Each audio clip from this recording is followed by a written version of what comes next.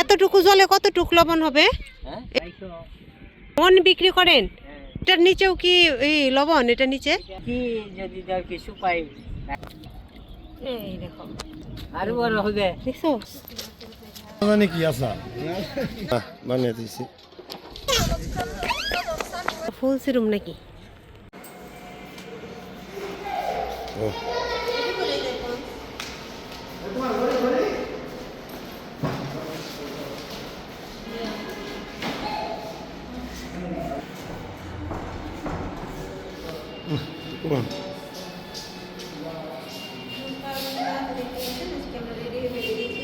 আজকে যাচ্ছি মহেশখালী, এখানে মহেশখালীও খুব সুন্দর স্পট, তো ওখানে যাওয়ার উদ্দেশ্যে ওখানকার উদ্দেশ্যে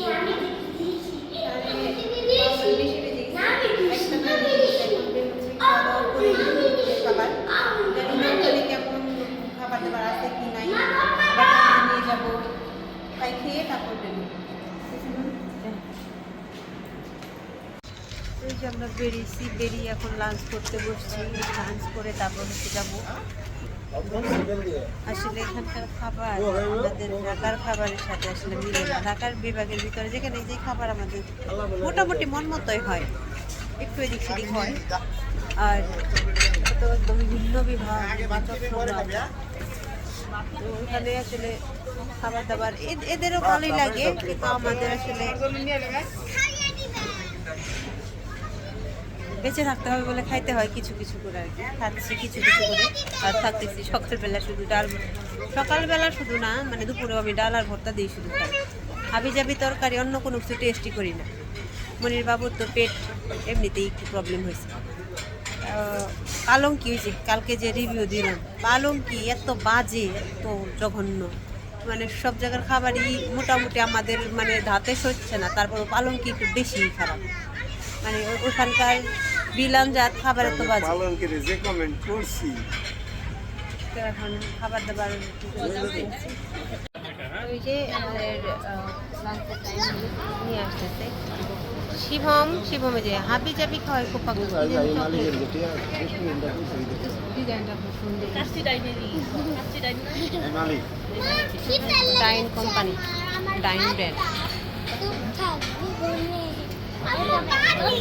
তো এই সুগন্ধা বিচের এই সাইডে মোটামুটি আর কি ডাইন রেস্টুরেন্টটা ভালো খাবার। আমরা এবার দিয়ে 3বার খেলাম, এক রেস্টুরেন্ট আমরা একবারে বেশি যাই না, এটাই 3বার আসলাম আজকে দিয়ে, তো ভালোই লাগতেছে। এখন দেখি কিছু মানে যা দিছি ওগুলার দেখি কেমন হয়। একটা কালো ভুনা আছে, অন্যগুলার নেই এখানে, এইটাই আছে কালো ভুনা একটা অর্ডার দেওয়া হয়েছে, চিকেন ব্রয়লার চিকেন। দেখি টেস্ট করে ওইটা বললো আর কি ভাইয়াটা যে এটা ভালো হবে, নিয়ে দেখি কেমন ভালো হয়। বলেই অনেক বড় বিশাল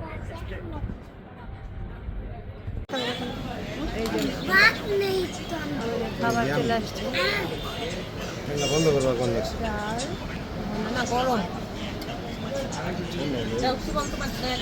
শিবম প্লেট নেও, প্লেট নেও, প্লেট নেও।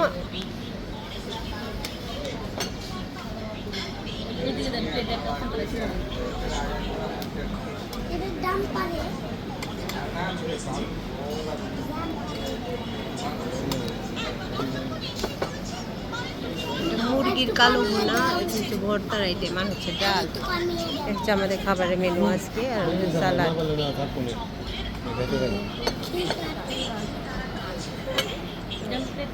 খাওয়া দাওয়া করে নিই,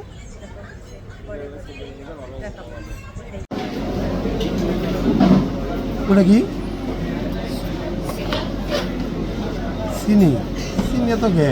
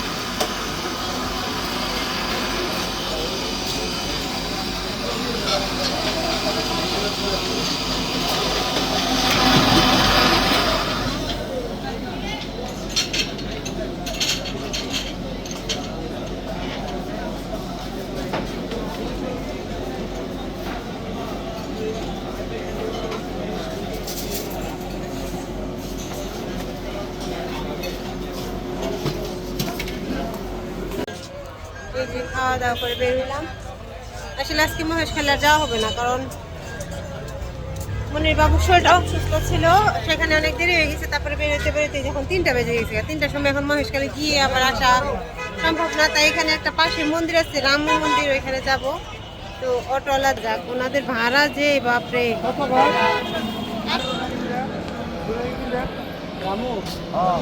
ওই যে ওনার তো ঠিক করছি, আপনার মতো আরেকজন 600 টাকা। উনি ঘুরে টুরে দেখা, হ্যাঁ ঘুরে টুরে দেখাবে। না হলে আগে কোন এই যে এখন গন্ধে গন্ধে গন্ধে রিসোর্টে ইয়া হবে। অটোতে বসছে যে শিবম। টুপি দাও তো দেখি, শিবম দেখি। এটা তো তার লাগো, তার লাগো।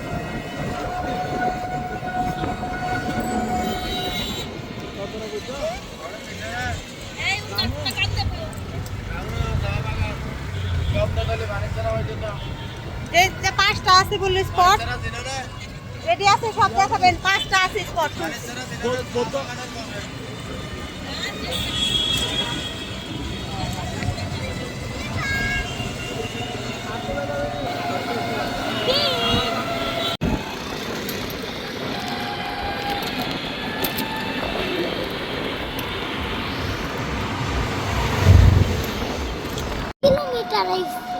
চিনি না বাবা কত কিলোমিটার আছে।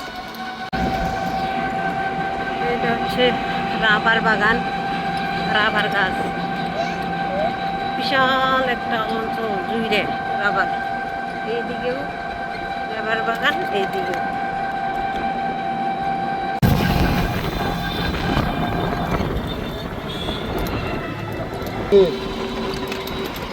একটা পার্ক আছে।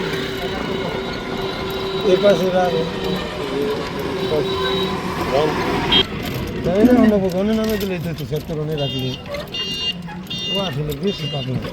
বলতে যে এটা খাইতে হবে। এটা হচ্ছে স্বপ্নতুলি, স্বপ্নতুলি পার্ক।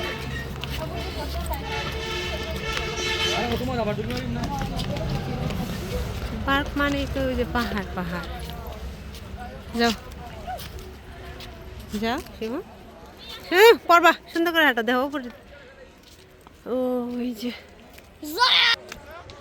এই যে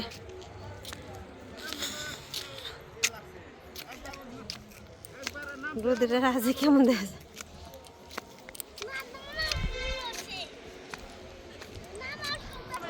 পাহাড়ি ঢালু রাস্তা হয়েছে, উপর আসতেছে। পার্ক,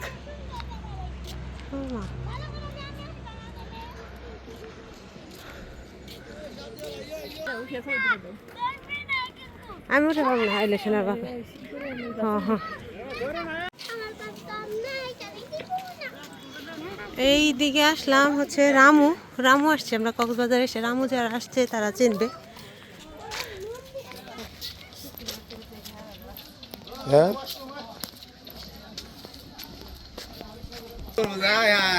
মানে না জানি কি আসা লাবানের খেলনা বানিয়ে দিয়েছি এই জায়গা দেখবেন।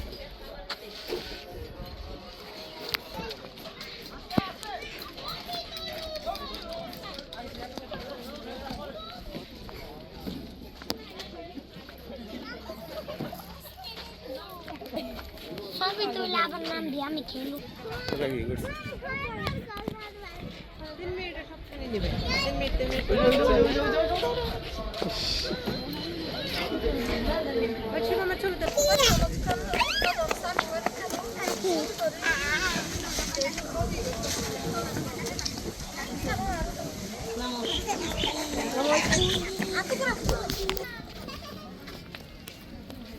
আমি বলি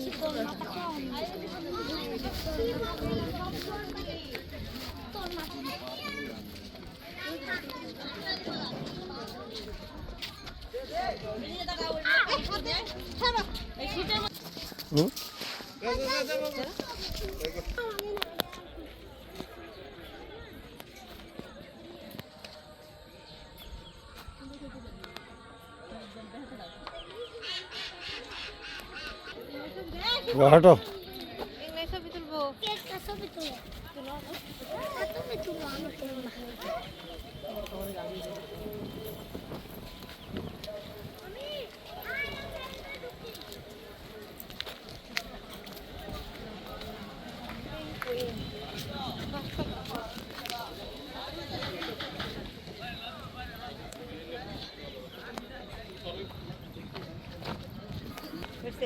ভিডিও ভালো এই যে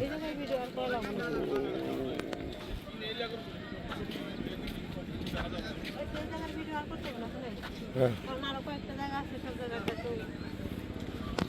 এই যে কয়েক রকম ফুল গাছ লাগাই দিয়েছে, যে মালটা গাছ লাগাই দিয়েছে, নানান ধরনের ফুল গাছ টাছ লাগাই দিয়েছে। তো পাহাড়ের মধ্যে একটু এলাকা এত সুন্দর। এখন এখান থেকে যাইতেছি, এরপর যাব হচ্ছে রাম মন্দির। রাম মন্দির মানে এখন মন্দির যে বৌদ্ধ মন্দির মনে হয়। একটা ফুল সিরুম নাকি, 10 টাকা টিকিট দিয়ে ঢুকছি, একটা ফুল নিয়ে গেলে তাও শুলইব না। থাকে গাছেই সুন্দর লাগতেছে, নিয়ে গেলে একটু পরে ফালাই দিব।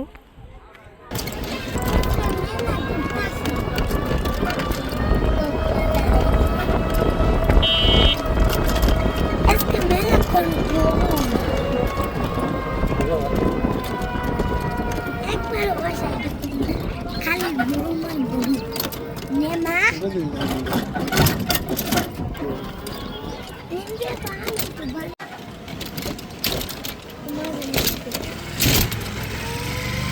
বলো তো মাইনে কি হয় নাই তো মজা ব্যথা না নে বে বে বে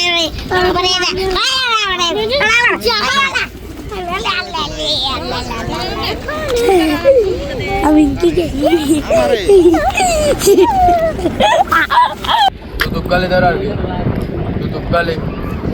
দুদুকালি ইন্ডিয়া ইন্ডিয়া বর্ডার।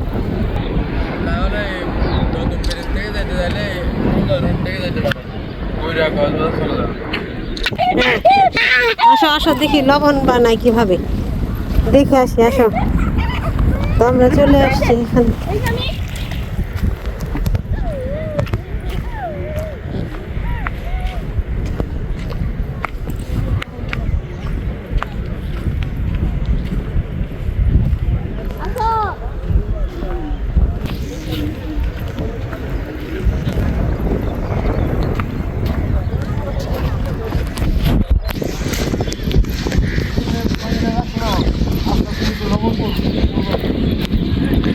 এই যে পানি কোথা থেকে আসে আঙ্কেল,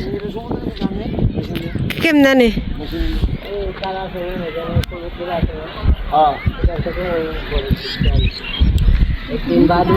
মেশিন দিয়া এটা কি কাগজ বিছাইছেন? এটুকু আপনার জমি? এটুকু আপনার জমি আপনি করেন না? ওই যে সারা বছর যে এরকম লবণের মধ্যে থাকেন, আপনাদের শরীরে অসুস্থ হয় না?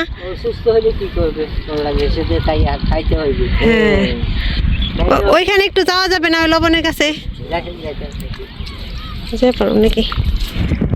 সবাই এখানকার সবাই এক কাজই করে না, এই লবণের কাজ করে।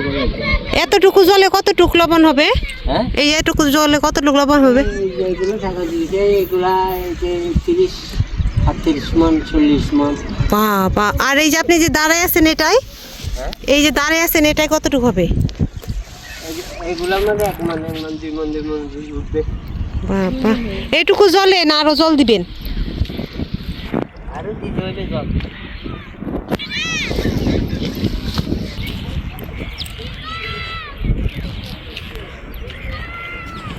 এই যে এগুলা কি করেন তারপর এরকম করে রেখে? এগুলা 280 250 মন বিক্রি করেন? 250 টাকা মন?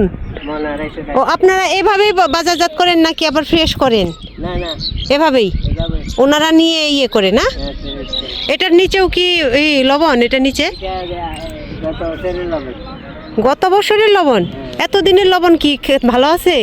আছে, ভালো আছে। ও, তাহলে এগুলো বিক্রি করে দেন নাই কেন? পোষাই নাই না। ও, পোষায়নি? টাকা লইয়ে লবণ দিয়ে পোষাই নাই। আচ্ছা আচ্ছা, তাহলে এটা আবার কবে ছেড়ে দিবেন, কবে বিক্রি করবেন কবে?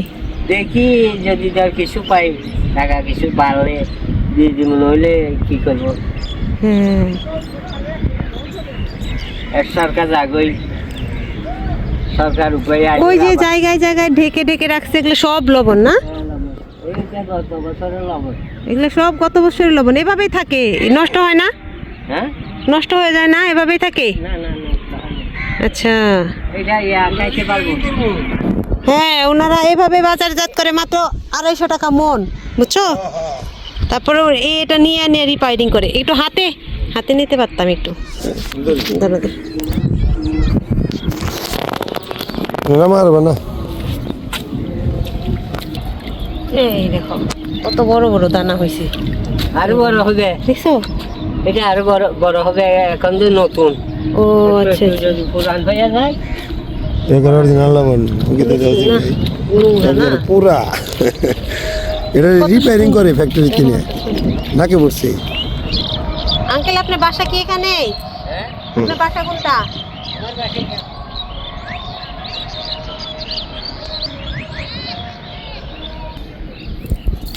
দেখাও ঘৃণা লাগে, মুখে দিতাম। এই হলো লবণ। এই জমিতে থেকে লবণ উৎপাদন করে এই জমি, সব জমি থেকে 5 দিন 6 দিন পর পর লবণ উত্তোলন হয়। তো এই যে জমায় রাখছে 5 দিন থাকে না? সময় লাগে। যাও। এদিকে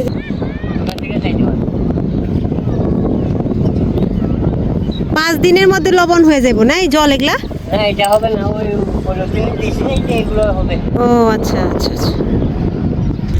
একদিন ওই যে কালকে যদি ওইখানে লবণ পানি তুলি, হ্যাঁ। তারপর দিন এখানে দিই। ওই পাশে কি লবণ হয়েছে? না না, এইরকম করতে এইরকম করে করে পানি আস্তে আস্তে এখানটা আসার এই যে দেখতে পারলেন কত সুন্দর এই বিস্তীর্ণ চর এলাকা জোড়া হচ্ছে লবণের চাষ। সবাই লবণের চাষ করে এখানকার জীবিকা আর কি, জীবিকা সরবরাহ করে।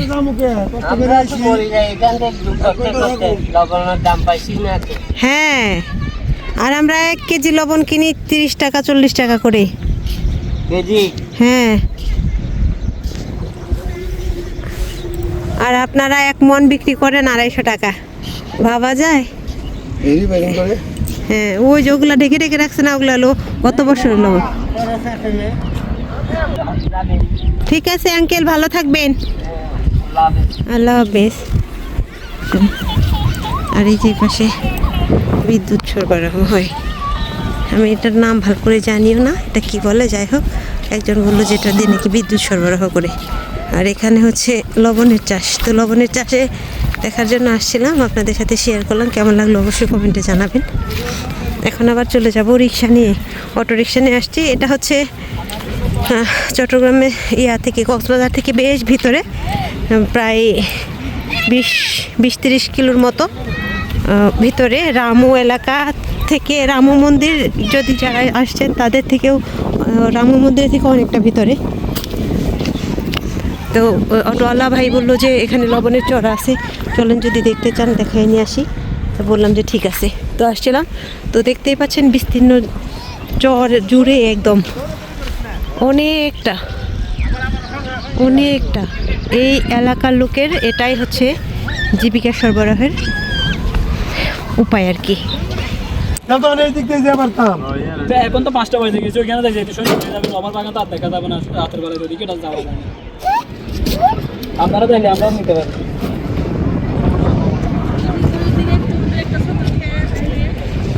তুমি তো আগে ভুল করছো। এই মুহূর্তে আমি বারবার জিজ্ঞাসা করি, যে মুহূর্তে রাস্তা শুনি এক হয় নাই, কিন্তু আমার নাম